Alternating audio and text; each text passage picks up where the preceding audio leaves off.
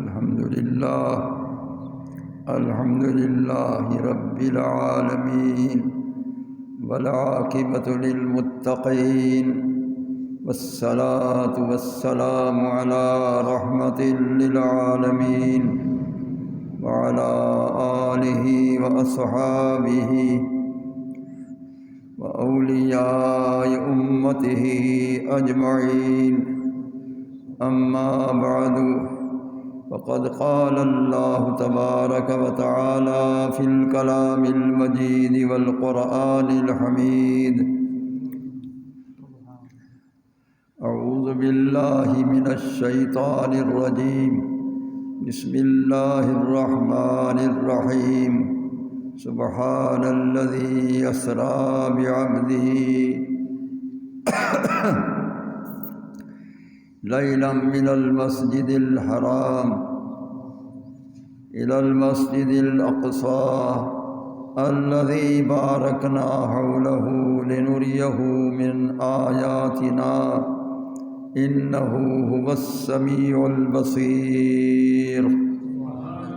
صدق الله مولانا العظيم وبلغنا رسوله النبي الكريم الحبيب الأمين، ونحن على ذلك لمن الشاهدين والشاكرين والحمد لله رب العالمين.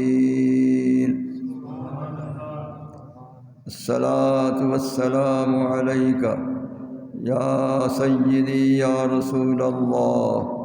الصلاة والسلام عليك یا سیدی یا حبیب اللہ.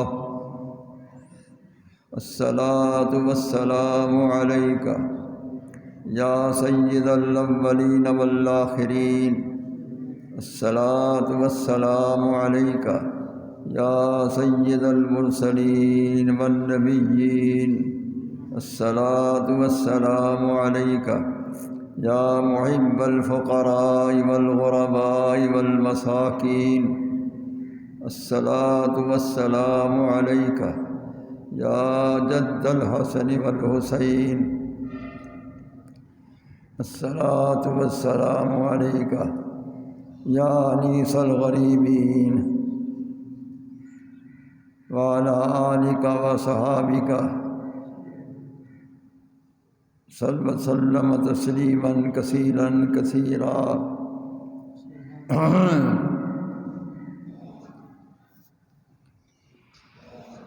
محترم دوستو، عزیز و بزرگوں، کافی جمع ہو چکے ہیں کہ اس آیت کریمہ پر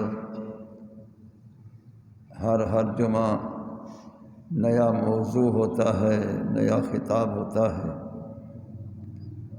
سبحان پر تقریباً جو جمعہ میں نے بیان کیے تھے، پھر الذی پر بیان ہوا ایک جمعہ، اسرا پر 2 جمعہ بیان ہوا، بعبدہ پر 2 جمعہ بیان ہوا. اب ہے لیلاً. اللہ نے فرمایا کہ میں نے اپنے محبوب کریم علیہ تحیت و تسلیم کو خود سیر کرائی ہے، لیکن رات کے بہت سے تھوڑے حصے میں سیر کرائی ہے، جبکہ لاکھوں میلوں کا سفر ہے. اور ان لاکھوں میلوں کے سفر طے کرنے کے متعلق فرمایا کہ رات کے بہت تھوڑے حصے میں سیر کرائی ہے. عقل تو نہیں مانتا کہ تھوڑے حصے میں لاکھوں میل کا سفر طے ہو جائے، لیکن عقل کا دخل ختم. اللہ کی قدرت کاملہ برحق. اللہ نے جب خود اپنی قدرت سے سیر کرائی تو ٹائم کو، وقت کو بڑھانے والا بھی وہی ہے، گھٹانے والا بھی وہی ہے. وقت جتنا بڑھا دے مالک ہے، وقت جتنا گھٹا دے مالک ہے. از خود رسول اللہ صلی اللہ علیہ وسلم نے سیر نہ کی، سیر کرائی گئی. بلاوا ہوا، بلائے گئے تو اللہ نے خود سیر کرائی، تو قادر نے سیر کرائی، تو قادر نے لاکھوں میلوں کا فاصلہ رات کے تھوڑے حصے میں طے کروایا۔ یہ اس کے قادر ہونے کی شان ہے۔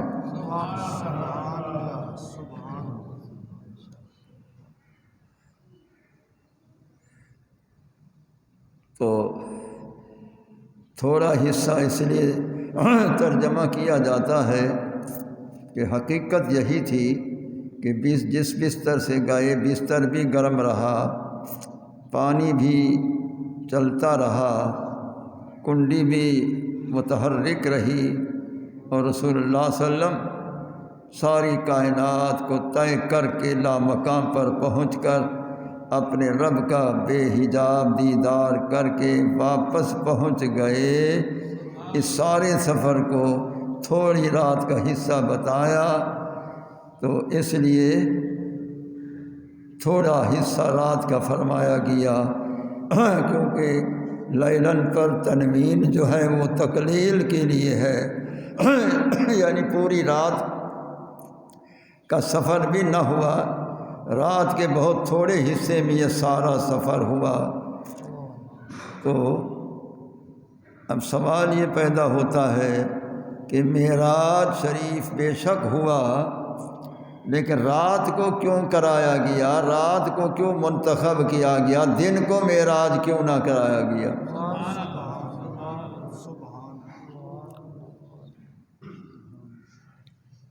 اس کی کیا حکمت الہی تھی کہ رات کو معراج کرایا گیا ہے، دن کو نہیں کرایا گیا؟ اس طرح بھی تو ہو سکتا تھا کہ دن کو معراج کرایا جاتا، واپسی پر رات کو بیان معراج ہوتا، یہ بھی ہو سکتا تھا، لیکن ایسا نہیں ہوا۔ رات کو معراج ہوا، دن کو معراج کا بیان ہوا۔ تو اس کی کیا حکمت الہی ہے؟ اور پھر رات کو کیوں پسند کیا گیا کہ معراج رات کو ہو، دن کو نہ ہو؟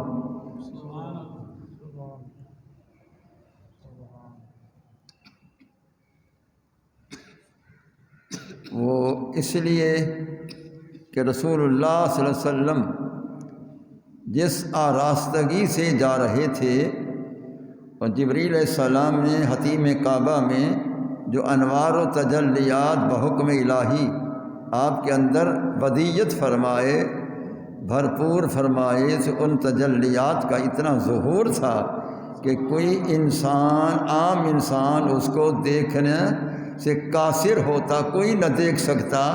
اللہ نے سب کو نیند دلوا دی کہ جو جاگنے والے ہیں وہ بھی نیند میں ہو جائیں کہ میرا محبوب ایسے انوار کی بارش میں جا رہا ہے۔ وہ فقط فرشتے دیکھ سکتے ہیں، یا مسجد اقصی میں انبیاء دیکھیں گے، عام لوگ نہیں دیکھ سکتے ہیں، ان کی مجال ہے دیکھنے کی، اس لیے رات کو منتخب فرمایا۔ اس لیے رات کو منتخب فرمایا کہ معراج شریف رات کو ہوگا۔ اگر دن کو ہو تو سب دیکھیں گے،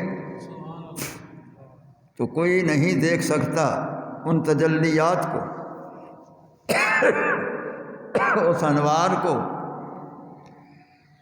اس لیے فرمایا کہ رات کو ہو، محبوب کو نہ کوئی جاتا ہوا دیکھے نہ آتا ہوا دیکھے۔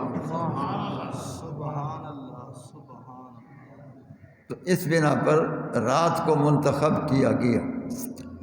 ویسے بھی اللیل ستر للعاشقین، رات جو ہے عاشقوں کے لیے بہت بڑا پردہ ہوتا ہے کہ محب ہو، محبوب ہو، کوئی دیکھے بھی نہ، کوئی اور دیکھے بھی نہ۔ اس لیے رات کو زیادہ پسند کرتے ہیں، محبین رات کو زیادہ پسند کرتے ہیں۔ اور اللہ تعالیٰ رسول اللہ صلی اللہ علیہ وسلم کے محبین میں سے محب اول ہے۔ پہلا محب رسول اللہ صلی اللہ علیہ وسلم کی ذات گرامی کا اللہ تعالیٰ ہے۔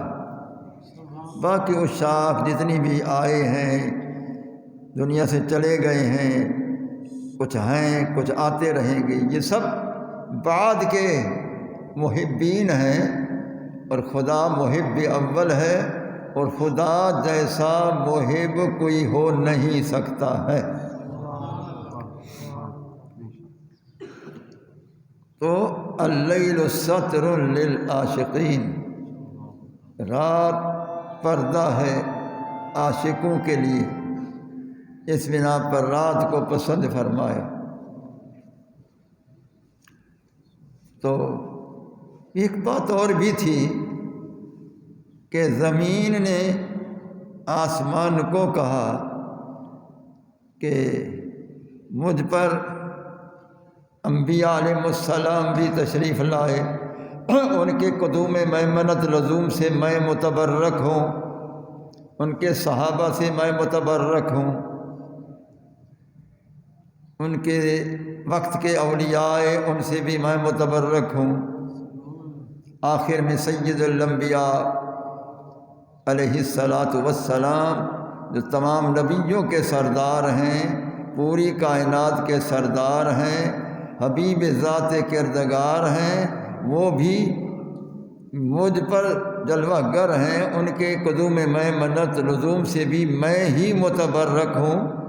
ابوبکر صدیق کے قدم سے بھی میں متبرک، امیر عمر کے قدم سے میں متبرک، امیر عثمان کے قدم سے میں متبرک، مولا علی کے قدوم میمنت لزوم سے میں متبرک، حسنین کریمین کے قدم سے میں متبرک، تمام صحابہ کرام کے قدم سے میں متبرک، تمام تابعین تبع تابعین ائمہ مجتہدین اولیاء اللہ کاملین قادریہ چشتیہ سہروردیہ اویسیہ نقشبندیہ سب کے اولیاء کے قدموں سے میں متبرک ہوں۔ تو سب کچھ تو مجھ پر ہے، تیرے پاس کیا ہے؟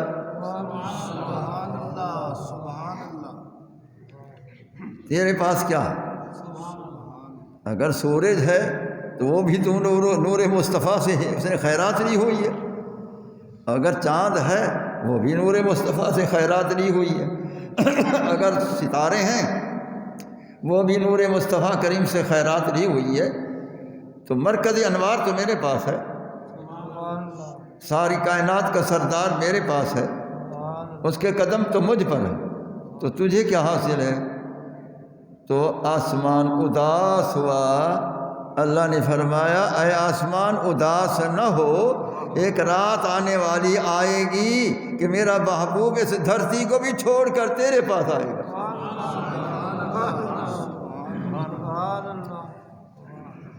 تو وہی ہوا، رسول اللہ صلی اللہ علیہ وسلم نے شب معراج اس دھرتی کو چھوڑا، آپ نے آسمانوں کا سفر شروع فرمایا، تو اس لیے آسمان کی تمنا پوری ہو گئی کہ رات کو رسول اللہ صلی اللہ علیہ وسلم تشریف لے گئے۔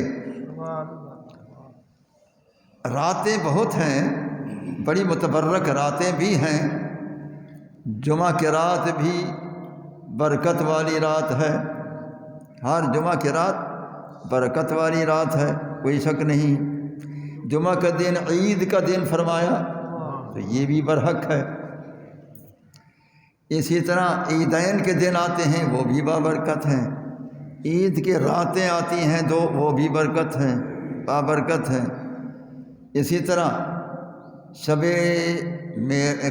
قدر آتی ہے 27 رمضان شریف کے رات کو، یا طاق راتوں میں 21 25 27 29 ان راتوں میں وہ بھی متبرک راتیں ہیں۔ لیلۃ القدر کے رات سب سے متبرک وہ بھی رات ہے۔ اب شب برات آنے والی ہے، میرے خیال پیر کی رات ابھی آنے والی ہے، تو یہ بھی بہت زیادہ متبرک ہے کہ رزق بھی اس میں لکھا جاتا ہے کہ کس کو کتنا رزق ملے، کس کو کتنا رزق ملے، وہ بھی اسی رات میں۔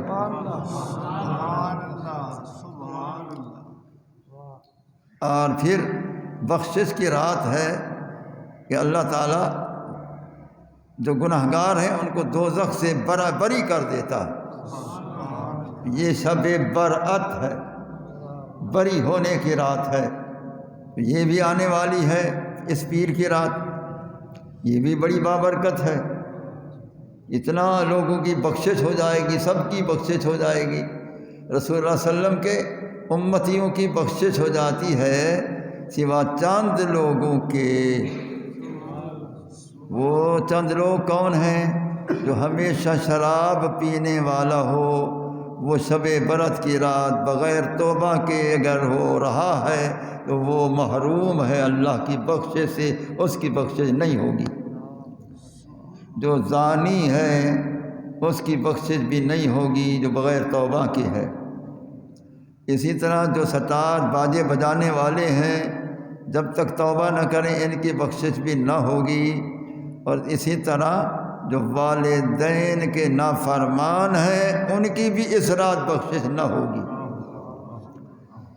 یہ چند لوگ وہ ہیں کہ جن کی شب برات کی رات بخشش نہ ہوگی، ان کو توبہ کرنی چاہیے، اللہ کے حضور میں تائب ہونا چاہیے، والدین کو اگر ناراض کیا ان کو راضی کرنا چاہیے، تب بخشش ہوگی، ورنہ ہرگز نہیں ہوگی۔ تو یہ بڑی برکت کی رات آ رہی، انا انزلناہ فی لیلۃ مبارکہ۔ اللہ تعالیٰ نے فرمایا، ہم نے قرآن نازل فرمایا اس بابرکت مبارک رات میں، اللہ نے اس کو مبارک رات فرمایا، لہذا یہ بھی بڑی بابرکت رات ہے شب برات جو بھی آنے والی ہے۔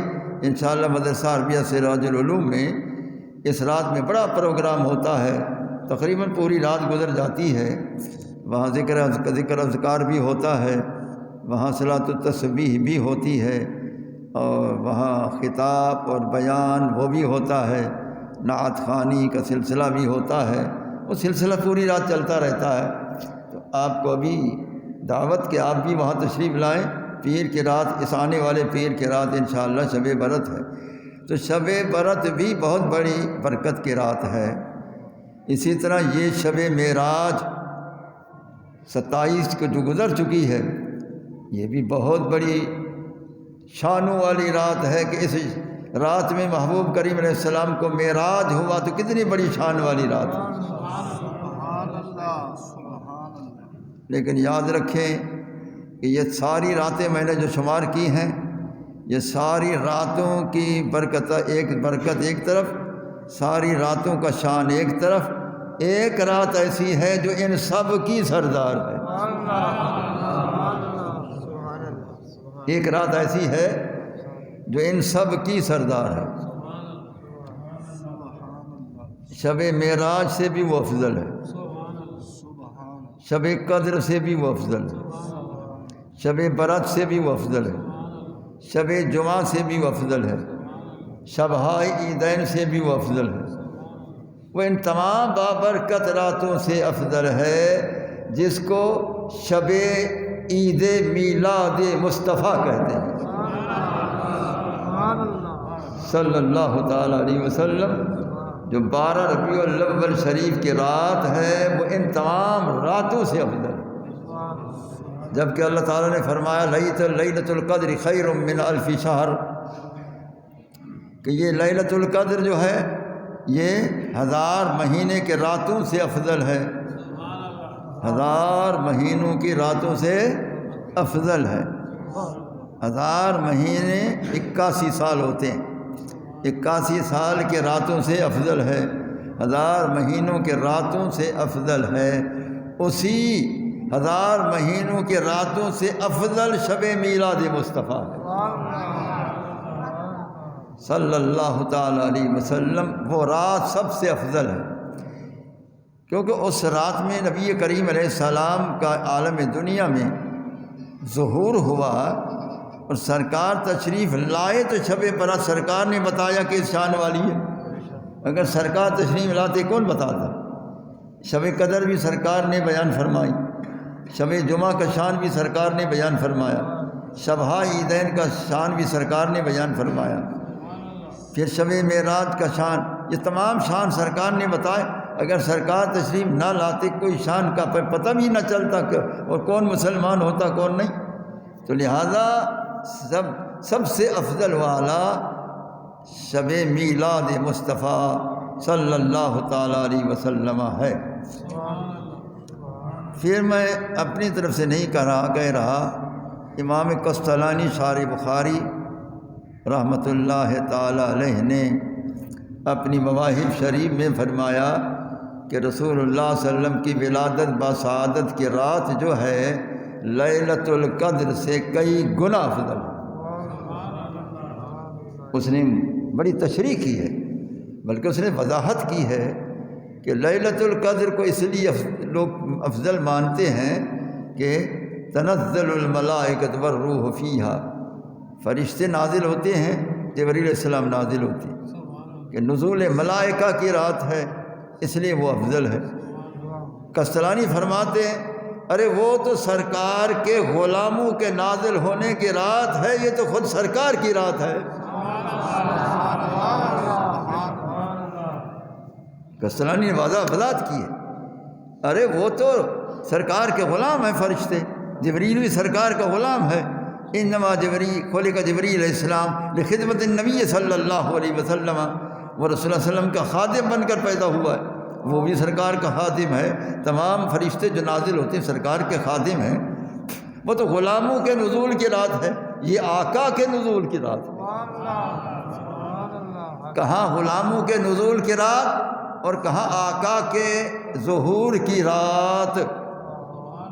قسطلانی بہت اچھا آگے بہت اچھا لکھتے ہیں، قسطلانی آگے لکھ رہے ہیں، آگے وہ فرما رہے ہیں کہ یہ لیلۃ القدر رسول اللہ صلی اللہ علیہ وسلم کی فقط امت کو دی گئی ہے، ارے رسول اللہ کی رحمت تو کل کائنات کے لیے ہے۔ سرکار کی رحمت کاملہ تو کل کائنات کی ہے، وما ارسلناک الا رحمۃ للعالمین، وہ تمام جہانوں کے لیے سرکار کی رحمت ہے۔ کہاں رحمت مصطفیٰ کا عموم اور کہاں نزول ملائکہ کا خصوص، اس لیے رسول اللہ صلی اللہ علیہ وسلم کی ولادت بسعادت کی رات قسطلانی فرماتے ہیں لیلۃ القدر سے افضل۔ اس نے بالکل حق فرمایا، میں اس کی عبارت پر بہت خوش ہوں، اس نے بالکل صحیح فرمایا۔ وہ تو پہلے زمانے کے حضرات تھے، یہ پچھلے زمانے کے زیادہ 75-76 سال ہوں گے، حضرت مولانا محمد یار سے رحمۃ اللہ تعالیٰ علیہ کو دنیا سے پردہ کی ہوئے، حضرت فرماتے تھے اپنے زندگی میں، فرمایا کہ وہ 12 ربیع الاول شریف کی رات تو رات افضل کی اس کی اپنی خوبی ہے۔ وہ فرماتے ہیں کہ اللہ اکبر، کہ لیلۃ القدر کی رات پیر کی رات کو جھک کر سلام کرتی ہے کہ اگر تو نہ ہوتی تو میرا شان کون بتاتا ہے۔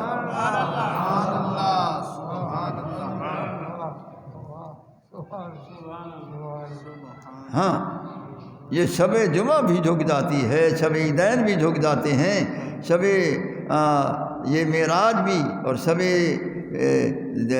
عیدین بھی، یہ تمام جتنی بھی بابرکت راتیں ہیں یہ جھک کر سلام کرتی ہیں۔ سوموار کی رات تیرا تجھے سلام ہے کہ تیری اس رات میں سید الانبیاء کریم تشریف لائے، اس لیے وہ رات ان تمام راتوں سے افضل و اعلیٰ ہے، افضل و اعلیٰ ہے۔ راتیں سب شان والی اپنی اپنی جگہ پر برحق، لیکن وہ رات سب سے اعلیٰ و افضل ہے۔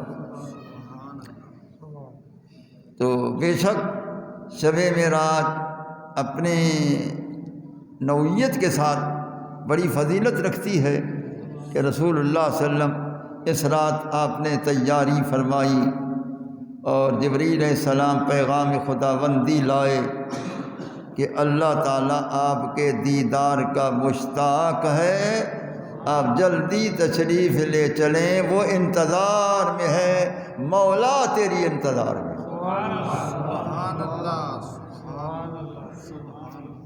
ایسا ہے کہ نہیں؟ مولا تیری انتظار میں۔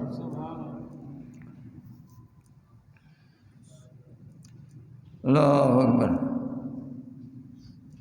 روضۃ المجالس والے نے صحیح لکھا ہے، وہ کہتا ہے کہ حبیب اور کلیم میں فرق کیا ہے؟ وہ کہتا ہے کلیم اسے کہتے ہیں الکلیم یعمل برضاء مولا والحبیب یعمل مولا برضا۔ کلیم اسے کہتے ہیں جو مولا کی رضا پر راضی رہے، حبیب اسے کہتے ہیں مولا جس کی رضا پر راضی رہے۔ اس نے صحیح لکھا، اور آگے وہ لکھ رہا کہ الکلیم یاتی لا طور سینا ثم ینادی والحبیب ینام ولا فراشی فیاتی بہ جبرائیل۔ فرمایا کلیم وہ ہے جو سفر کرتا رہے او کوہ طور پر جا کر اللہ سے ہم کلام ہو، اور حبیب وہ ہے جو آرام فرما ہو، خود جبریل حاضر ہو جائے اور بڑی شان و شوکت سے محبوب کو لے جائے۔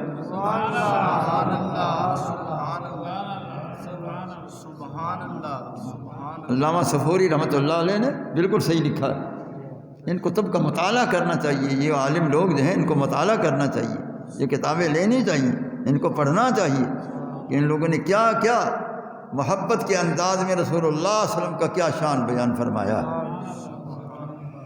اللہ اکبر۔ تو جس طرح زمین سکڑ جاتی ہے تو اللہ نے وقت کو بھی سمیٹ دیا، تھوڑا وقت نظر آیا جبکہ وہ لاکھوں برس کا سفر بھی طے ہو گیا۔ ارے بھائی یہ بچے باہر بھاگتے ہیں، ان کو بٹھایا کرو۔ ہاں، رسول اللہ صلی اللہ علیہ وسلم نے فرمایا جنبوا مساجدکم صبیانکم، آپ نے فرمایا مسجدوں کو بچوں سے بچاؤ، یہ بچے چھوٹے مسجد میں نہ آئیں، رسول اللہ صلی اللہ علیہ وسلم نے منع فرمایا۔ اب آج کے مسلمان سرکار کی نافرمانی کرتے ہیں، بچوں کو مسجد میں لے آنا ہے، وہ بھاگ رہے ہیں، دیکھو وہ بھاگ رہے ہیں۔ تو رسول اللہ صلی اللہ علیہ وسلم نے منع فرمایا ہے سخت، بلکہ وعید فرمایا جنبوا مساجدکم صبیانکم، اپنی مسجدوں کو بچاؤ، بچوں سے بچاؤ۔ ان کو کوئی عقل نہیں ہوتا ہے کہ مسجد کا کیا احترام ہے۔ قصہ مختصر کہ اللہ تعالیٰ نے محبوب کریم علیہ السلام کو اس رات 27ویں رات کو منتخب فرمایا۔ اچھا، ابھی میں یہ بیان کر رہا تھا، ابھی میرے ذہن میں آیا، یہ 27، چلو رجب شریف کو بھی مقرر کیا جاتا، رجب شریف کے مہینے میں معراج ہوتا، یا رجب شریف کی رات میں معراج جس طرح ہوا ہے، یہ پہلے راتوں میں کیوں نہیں ہوا؟ یہ رجب کے آخری رات 27 کی رات یہ کیوں ہوا ہے؟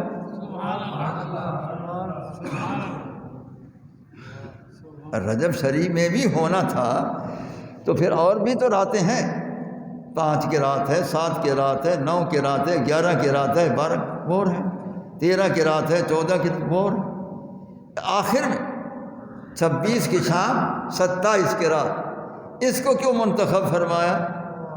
تو پہلی راتوں میں سے کسی رات کو منتخب کیوں نہیں فرمایا؟ وجہ ابھی میں بیان کر رہا تھا، مجھے ابھی خیال آیا، لکھا کسی نے نہیں ہے، نہ ہی میں نے کہیں دیکھا۔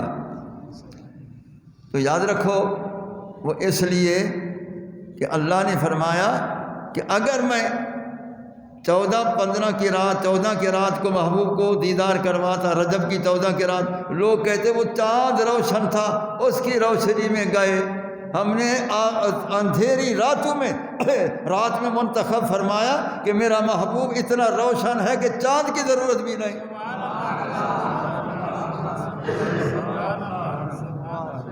کوئی سمجھ صحیح میں آتا؟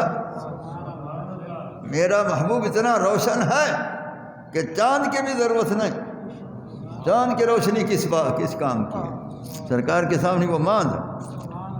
حضرت جابر بن سمرہ فرماتے ہیں کہ انظر الی القمر و الی وجہ رسول اللہ صلی اللہ علیہ وسلم فلہو احسن عندی من القمر۔ فرمایا ایک رات میں چاند کو دیکھ رہا تھا، بڑی اس کی روشنی کو دیکھ رہا تھا، بڑی اس کے تجلیات کو دیکھ رہا تھا، اور اسی وقت میں نے رسول اللہ صلی اللہ علیہ وسلم کے چہرے اقدس کو دیکھنا شروع کیا، ایک نظر ادھر، ایک نظر ادھر، ایک نظر ادھر، ایک نظر ادھر۔ جب میں نے دیکھا، میں نے تجزیہ کیا کہ رسول اللہ صلی اللہ علیہ وسلم کا چہرہ مبارک چاند سے زیادہ حسین ہے۔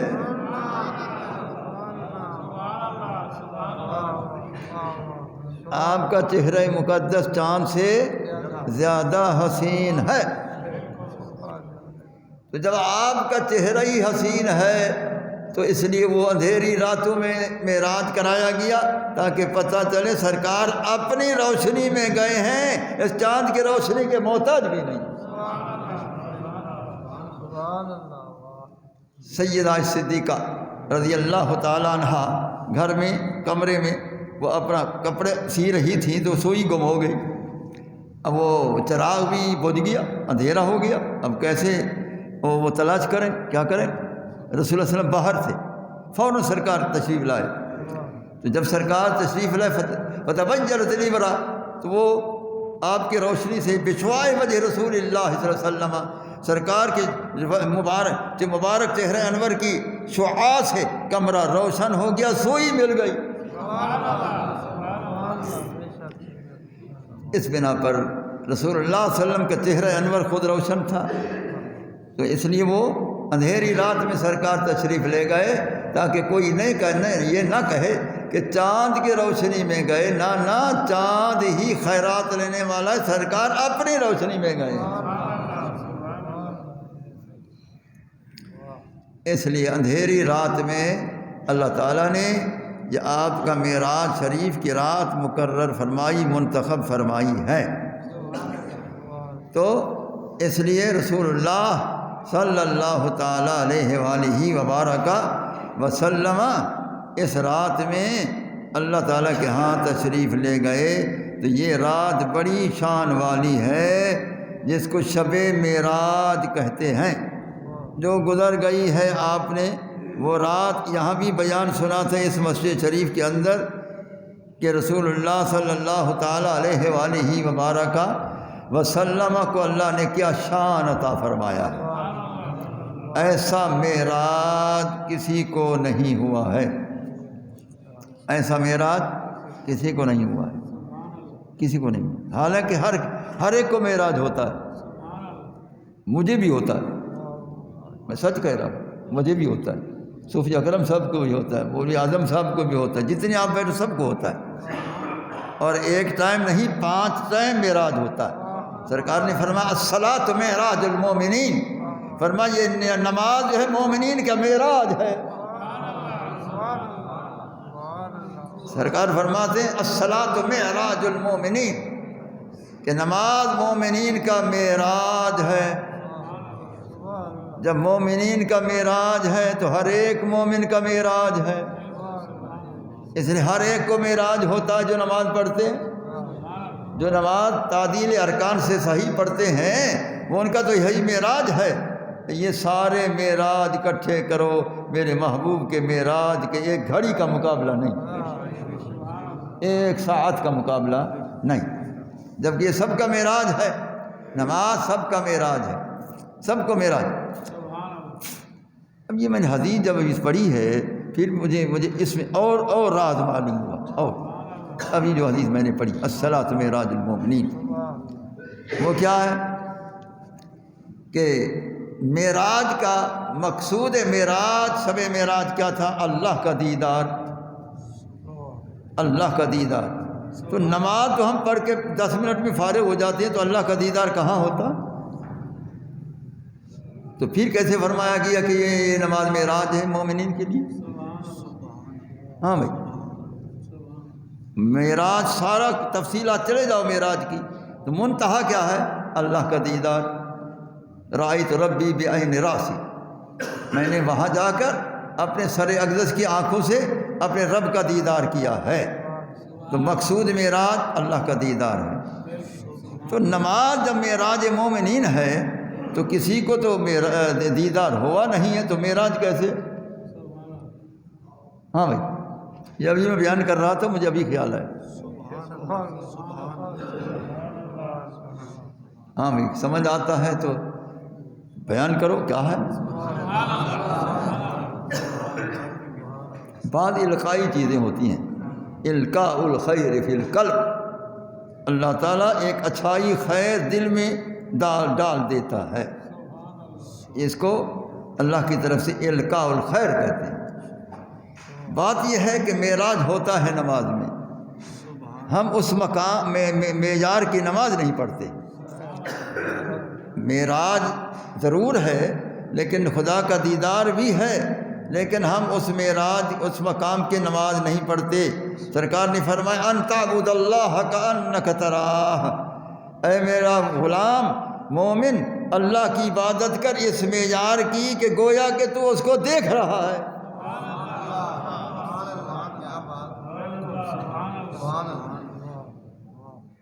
ان تعبد اللہ کأنک تراہ، اب اللہ کی عبادت کر اس معیار کی کہ گویا تو اسے دیکھتا ہے نماز میں۔ تو معلوم ہوا جو اس مقام کی معراج نماز پڑھتے ہیں وہ اللہ کا دیدار کر لیتے ہیں۔ ان کا سجدہ جب ہوتا ہے جب خدا کا جلوہ نظر آتا ہے، جب سجدہ ہوتا ہے جب خدا کا جلوہ نظر آتا ہے، اس لیے وہ تو نماز میں خدا کو دیکھ لیتے ہیں۔ تو اس لیے فرمایا الصلاۃ معراج المومنین، کہ نماز مومنین کا معراج ہے۔ معراج کا مقصود دیدار خدا ہے، وہ یہاں دیدار خدا ہو جاتا ہے۔ اچھا ابھی یہ بیان ابھی کیا، پھر میرا اور خیال آ گیا کہ جب معراج میں خدا کا دیدار ہو جاتا ہے تو رسول اللہ جیسی نماز کسی کے نہیں۔ جو معراج تو وہ پانچوں ٹائم سرکار کو ہو گیا، اور نوافل میں ہوتا ہے، ویسے بھی سرکار کو ہوتا ہے، پھر وہاں بلانے کا کیا فائدہ ہے؟ ارے بھائی وہ اس لیے کہ یہ معراج عالم دنیا میں ہے، وہ معراج لا مکانی ہے۔ اگرچہ نماز اس وقت فرض ہوئی ہے، لیکن رسول اللہ صلی اللہ علیہ وسلم عبادت پہلے فرماتے تھے، جس طریقے کی عبادت فرماتے تھے وہ فرماتے تھے۔ تو وہ معراج تو نماز میں ہے، لیکن چاہے نماز نوافل ہو، کوئی بھی ہو، صحیح نماز ادا کرو، فرائض تو اور زیادہ بہتر ہے۔ تو لہٰذا اس میں لیکن اس مقام کی معیار ہو ان تعبد اللہ کأنک تراہ، کہ تعدید ارکان پورا ہو، بالکل خشوع خضوع ہو، نماز اچھے طریقے سے ادا ہو، پھر یقین کامل ہو کہ خدا موجود ہے، میں اسے دیکھ رہا ہوں۔ تو فرمایا ان تعبد اللہ، کہ تم اللہ کی عبادت کرو، عبادت کرو۔ عبادت کا معنی آتا ہے کس کو کہتے ہیں؟ اب جس سے پوچھو یہ نماز کیا ہے، کہتے ہیں عبادت۔ یہ روزہ کیا ہے؟ عبادت۔ حج کیا ہے؟ عبادت۔ بھئی عبادت کے معنی کیا ہے؟ یہ تو تم نے کہا نماز عبادت، روزہ عبادت، حج عبادت کے کوئی معنی آتے ہیں؟ تو آج سمجھو کہ عبادت کے معنی کیا ہے۔ عبادت کسے کہتے ہیں؟ العبادت ای التضرع بنا بر الوہیت، خدا کو خدا سمجھ کر اس کے سامنے عاجزی کرنا، اس کو عبادت کہتے ہیں۔ خدا کو خدا سمجھ کر، الہ کو الہ سمجھ کر اس کے سامنے عاجزی کرنا۔ سب سے عاجزی یہی ہے کہ اپنی پیشانی کو اس کے سامنے جھکا دو، پیشانی کو زمین پر رکھ دو، سجدہ کر دو۔ یہ اعلیٰ تضرع ہے، اس بنا پر اس کو عبادت کہتے ہیں۔ یہ سمجھ آتا ہے؟ التضرع بنا بر الوہیت، اللہ کو اللہ سمجھ کر، خدا کو خدا سمجھ کر اس کے سامنے عاجزی ظاہر کرنا، اس کو عبادت کہتے ہیں۔ اب ان تعبد اللہ کأنک تراہ، یہ خاص لوگ ہیں جو اللہ کو دیدار کرتے ہیں، اللہ کا دیدار کرتے ہیں نماز میں۔ وہ بھی صفات کا دیدار ہوتا ہے، وہ بھی اسماء کے، ان کا ذات کا دیدار پھر بھی نہیں ہوتا ہے، کیونکہ ذات کا دیدار فقط میرے مصطفیٰ کریم کو ہوا، ذات کا دیدار کسی کو نہیں۔ صفاتی دیدار ہے، اسماء کا دیدار ہے، جلووں کا دیدار ہے، لیکن اللہ کی عین ذات کا دیدار فقط میرے مصطفیٰ کریم کی آنکھوں مبارک کو ہوا۔ تو اس لیے ان تعبد اللہ کأنک تراہ، میں نے پہلے ایک دفعہ کوئی بیان کیا تھا کہ حضور قبلہ عالم رحمۃ اللہ علیہ کا عرس پاک تھا، میں حاضر تھا، عصر کی نماز تھی یا ظہر کی کوئی نماز تھی، تو ایک ولی اللہ میرے سامنے کھڑے تھے، اللہ کے ولی تھے اور علم کا وہ سمندر تھے، میرے ساتھ کھڑے تھے۔ وہ بڑی دیر ہو گئی، نیت کرتے کرتے کرتے حضرت نے بڑی دیر لگا دی۔ وہ اللہ اکبر امام نے شروع کیا، اللہ اکبر سے رکوع کے لیے، پھر وہ شامل ہوئے رکوع میں۔ تو بعد میں پوچھا گیا حضور اتنی دیر بھی نیت کو ہوتی ہے؟ یہ اتنا دیر نیت کیا آپ نے۔ وہ امام جو قرات بھی پڑھ چکا ہے، وہ رکوع میں بھی جا رہا ہے، آپ نے فرمایا بھائی آپ جو کہتے ہیں منہ طرف کعبہ شریف کے، تو آپ کی نظر جو ہے کچھ تیز ہے، اچھی ہے، آپ کو کعبہ جلدی نظر آ جاتا ہے، آپ کی نیت پوری ہوتی ہے۔ فقیر کو جب تک نظر نہیں آتا اس وقت پوری بھی نہیں ہوتی۔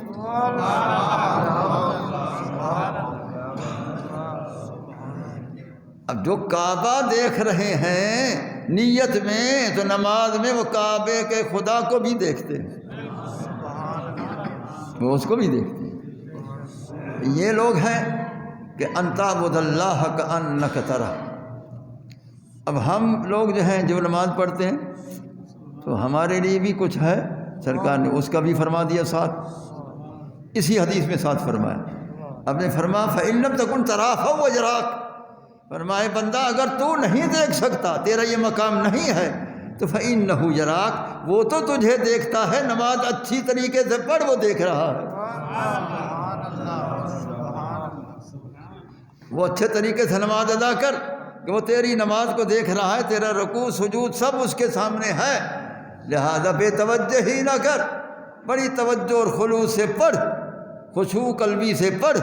قد افلح المؤمنون الذین هم فی صلاتهم خاشعون، خشیت الہی و ڈر ہو اللہ تعالیٰ کا، خوف الہی سے نماز ادا کر، تو پھر یہ نماز جو ہے صحیح نماز ہے، کہ یہ عام ان لوگوں کی نماز ہے جو خدا کو نہیں دیکھ سکتے ہیں، لیکن یہ بھی یقین رکھے خدا تمہیں دیکھ رہا ہے۔ اس لیے الصلاۃ معراج المومنین، حق فرمایا کہ مومنین کے لیے نماز معراج ہے۔ اگر یہ مقام حاصل ہو جائے، اور یہ نظر اور یہ بصیرت کہاں سے ملے گی؟ کہ خدا نظر آ جائے، خدا نظر آئے۔ کتنے لوگ تھے وہ فرماتے تھے ما رأیت شیئا الا ورأیت اللہ فیہ، کہ جس چیز کو میں دیکھتا ہوں اس میں خدا کو دیکھتا ہوں۔ ایک بزرگ نے فرمایا ما رأیت شیئا الا ورأیت اللہ قبلہ و بعدہ، جس چیز کو دیکھتا ہوں اس کے دیکھنے سے پہلے بھی خدا دیکھتا ہوں، اس میں بھی خدا دیکھتا ہوں، اس کے بعد بھی خدا دیکھتا ہوں۔ تو اس لیے یہ ایسے لوگ موجود ہیں، موجود تھے، موجود ہیں، اور یہ قیامت تک موجود ہوتے رہیں گے۔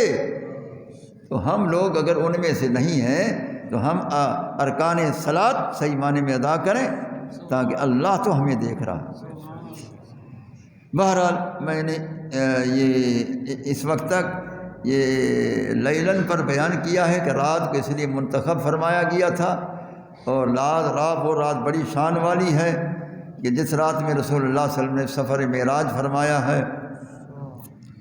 ایک اور اعلان کرتا ہوں کہ کل ہفتہ ہے، پرسوں اتوار ہے، ترسوں پیر ہے، سوموار ہے، تو ہم نے ایک اچھا پروگرام بنایا ہے۔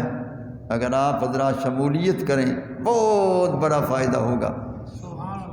وہ یہ ہے کہ 3 دن کا ہم نے درس قرآن رکھا ہے مدرسہ سراج العلوم میں، کہ عقائد پر بیان کیا جائے گا۔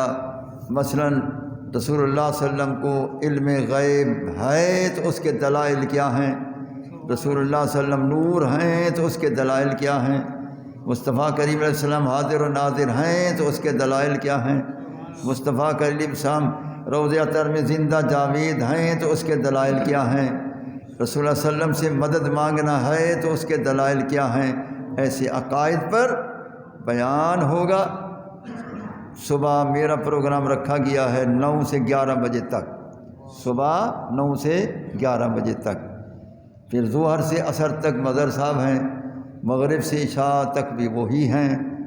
تو یہ پہلا دن بھی، دوسرا دن بھی، اور پیر والا دن بھی۔ ایک کوئی اور صاحب میرے خیال کوئی لیکچر آ کر دیں گے، کوئی پروفیسر ہے وہ رحیم یار خان کی پتہ نہیں، وہ بھی شاید آئیں گے لیکچر پہ دیں گے۔ بہرحال وہ جو بھی ہوگا، لیکن میرا درس صبح 9 سے 11 بجے تک ہے، مظہر صاحب کا ظہر سے عصر تک ہے، پھر مغرب سے عشاء ہے۔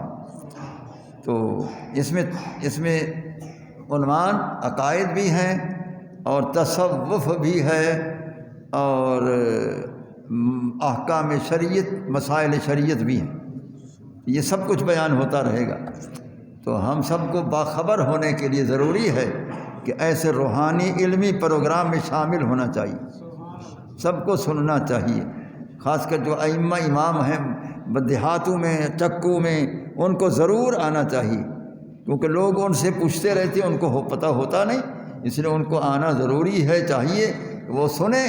اور یہ دلائل موبائل ہے تو اس میں بھر کر جائیں، کوئی لکھ سکتے ہیں تو لکھتے جائیں، تو اس سے ثبوت ہوں گے، اور بڑی کتابوں کے حوالے ہوں گے، کتابیں سامنے ہوں گی، پڑھ کے بیان کیا جائے گا کہ سینکڑوں سال پہلے جو حضرات تھے ان کا جو عقیدہ تھا ہمارا وہی ہے، جو سینکڑوں سال پہلے حضرات تھے جو عقیدہ ان کا ہے وہی ہمارا۔ اب مجھے تصوف کا موضوع بھی دیا گیا ہے، تو میں نے کہا اچھا بھی تصوف کی تو بہت یہ وسیع میدان ہے، تصوف کا بہت بڑا وسیع میدان ہے، تو ایک تو عام لوگ اس کو سمجھ ہی نہیں سکتے ہیں، عام لوگوں کو کیا خبر ہے تصوف کی، جو اہل علم ہو وہ سمجھیں گے کچھ نہ کچھ۔ تو میرا خیال ہے زندگی میری باقی تو میں تصوف 4 حرف ہیں، تا، صاد، وا، فا، بتاؤں گا کہ تا سے مراد کیا ہے اور کتنی مرادیں ہیں، صاد سے مراد کتنی مرادیں ہیں، وا کی کتنی مرادیں ہیں اور فا کی کتنی مرادیں ہیں، اس میں کیا کیا راز چھپے ہوئے ہیں۔ تو سارا تصوف کا خلاصہ ان حروف کی تشریح کرنے میں آ جائے،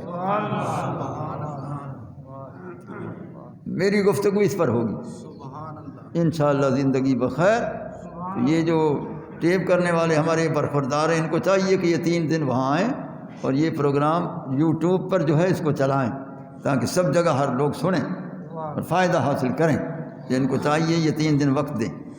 اس طریقے سے آپ کو بھی دعوت شرکت، دعوت شمولیت پیش کر رہا ہوں کہ آپ وقت نکال کر، دنیا کے دھندے تو ہوتے رہتے ہیں، دنیا کے کاروبار ہوتے رہتے ہیں، دکانداریاں بھی ہوتی رہتی ہیں، زمینوں کے کام بھی سب کچھ ہوتا رہتا ہے، لیکن یہ جو علم کے حاصل کرنے کے لیے رسول اللہ کے شان کے کمالات کو سمجھنے کے لیے وقت دینا، یہ سب سے ضروری ہے، یہ سب سے ضروری ہے۔